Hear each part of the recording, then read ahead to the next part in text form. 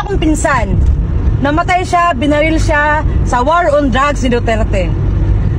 Pero hindi kami galit kay Duterte dahil alam namin na gumagamit ang pinsan namin.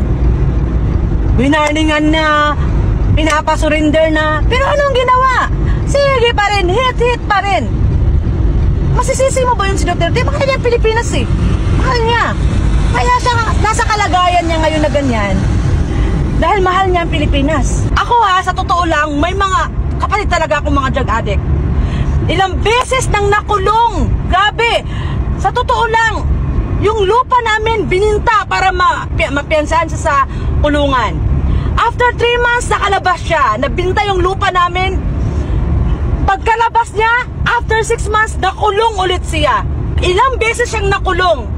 3 at hanggang ngayon nasa kulungan siya. Hanggang ngayon nasa kulungan. Ikumpara nyo ang Duterte administration at ngayon.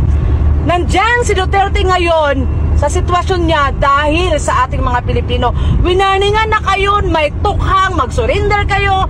Anong ginawa nyo?